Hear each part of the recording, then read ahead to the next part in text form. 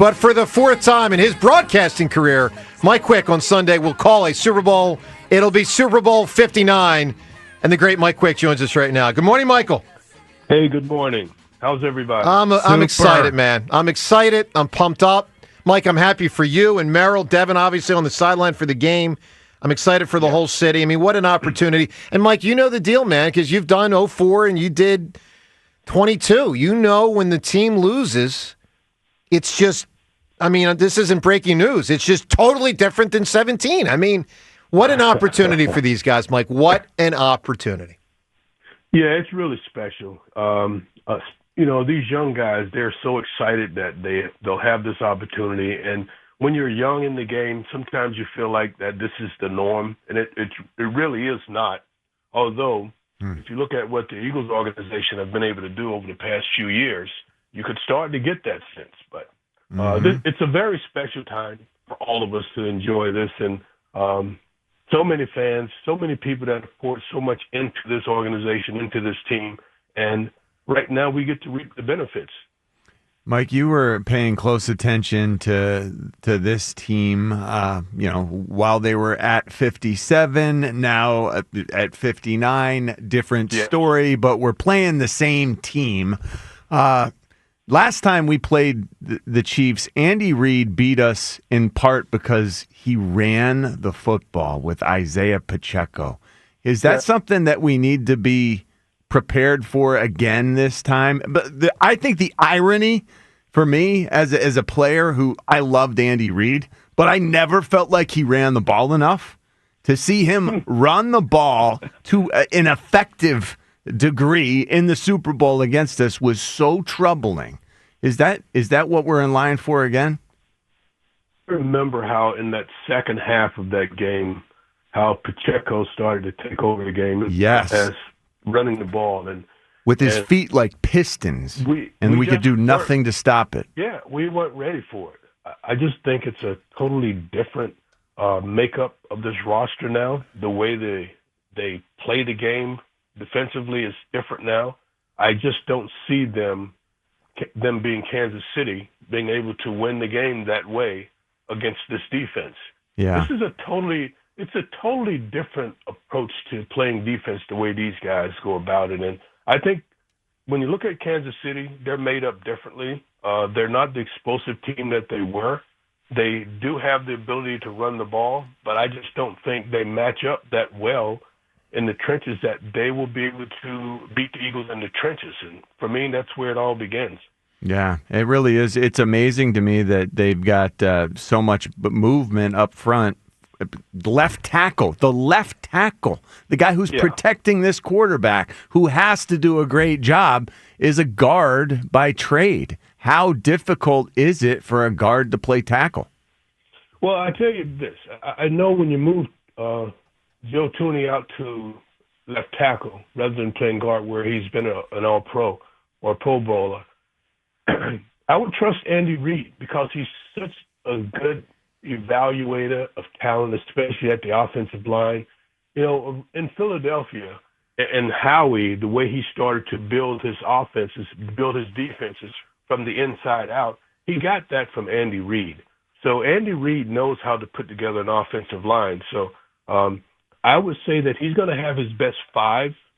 And so if you're going to move Tooney outside, you know that he's among the best five that Andy can put on the field. So I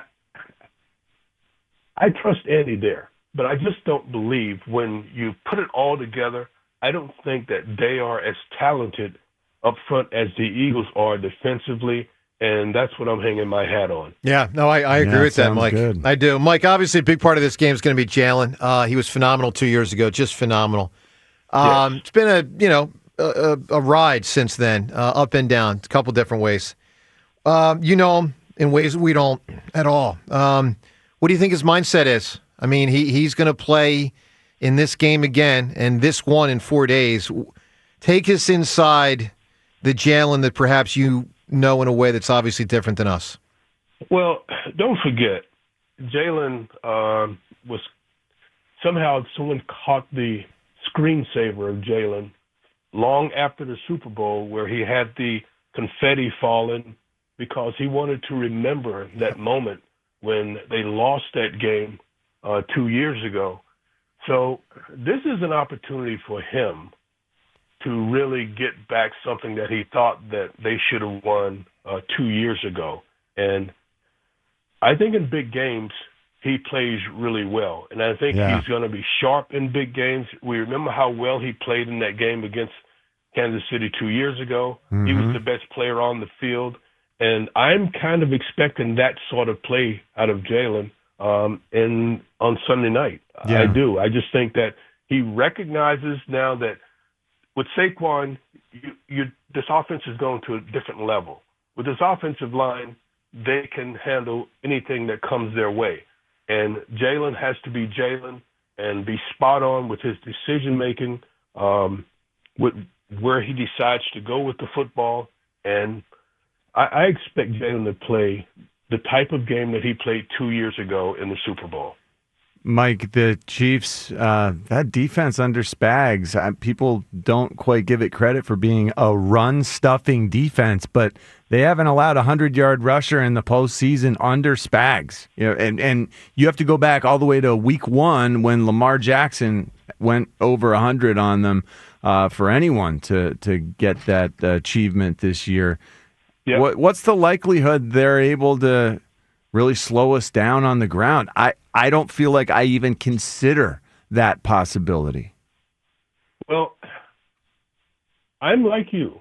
I don't consider that possibility because I look at this offensive line and how effective they've been.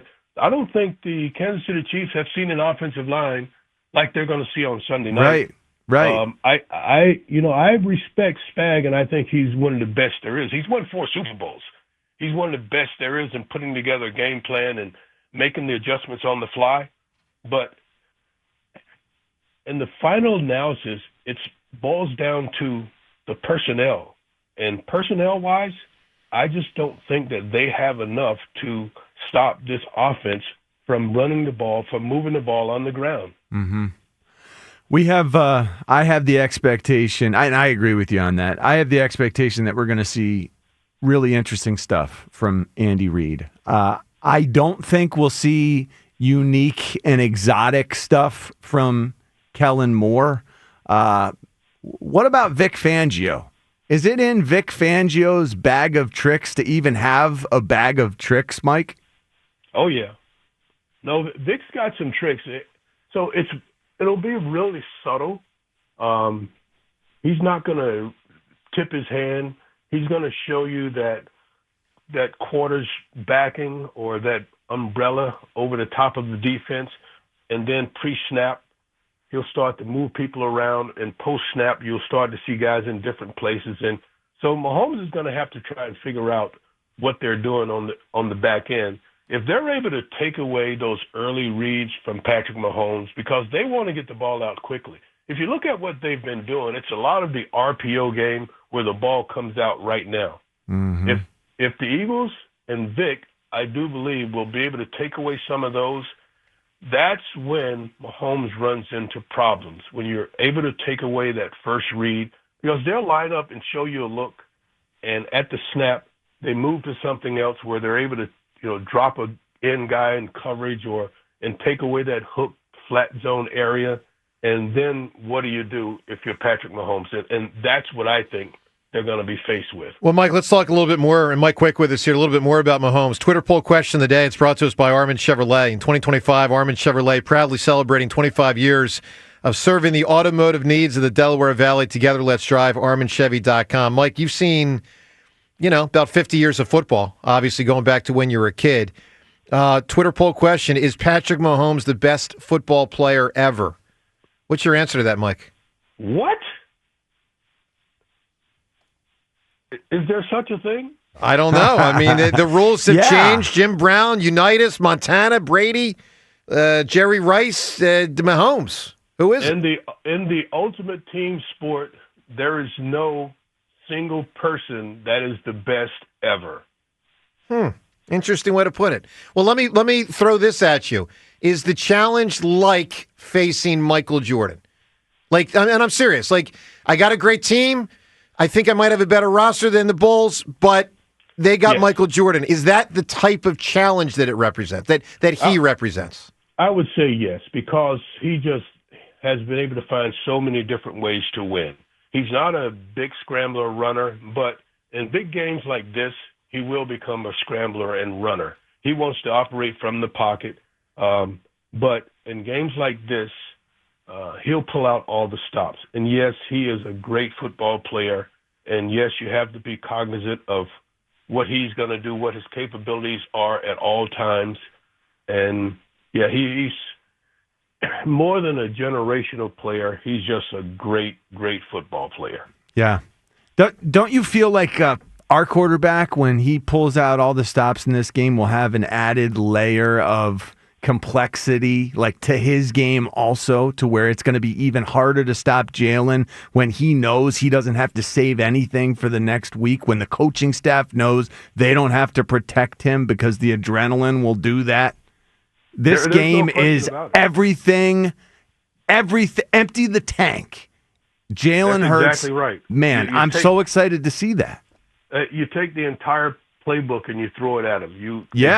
Exactly what you just said. You empty the tank. You do everything in your power to bring this thing home. Yep. Do you think I that can't means? wait to see what that looks like. I love that. I'm clapping in my studio right now. Think about how dominant that can look with this roster. Mike, does that mean more running from Jalen? Because usually when we talk about not emptying the tank, it's preserving his body for the next week and the next 3 months or the next 5 years. Does it mean running? Does it mean running more? But there is no tomorrow. So if there's if there's an opportunity to run, you run. Wherever you can make hay, you make sure that you do it.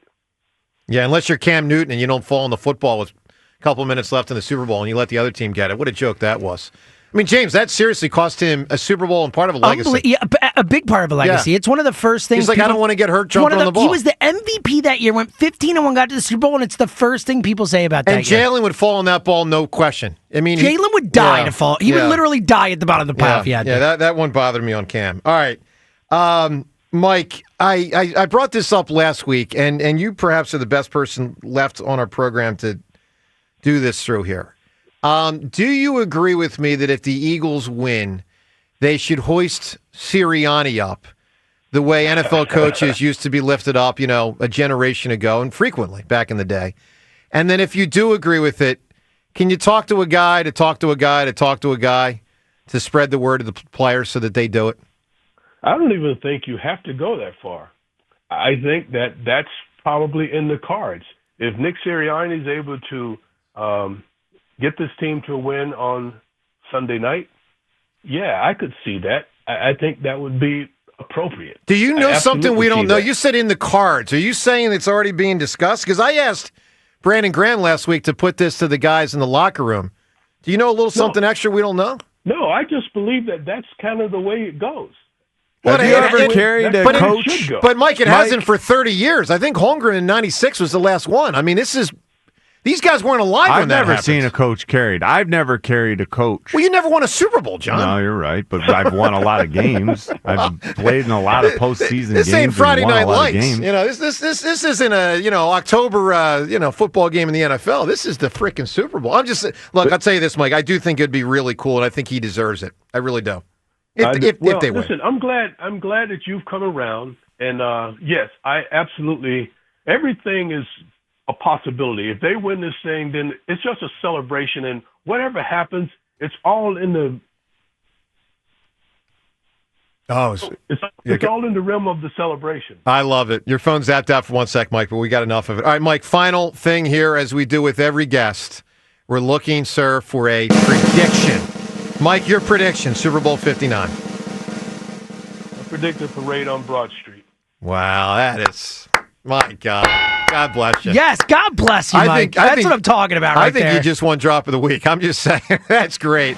All right, Mike, well done. Hey, all kidding aside, everything aside, Seltzer's like 30 seconds late with the applause. Well, I had to turn the drum. There's the drum. It's the same thing. Yeah. Just own it. You screwed up. It happens. Not a big deal. Okay. We move on. You screwed up. Mike, have a great broadcast, man. I'm really. I mean, you and Merrill and obviously Devin on the sidelines. you know you're going to have way, way extra people listening to you this week. So good luck with it, man. Thanks, guys.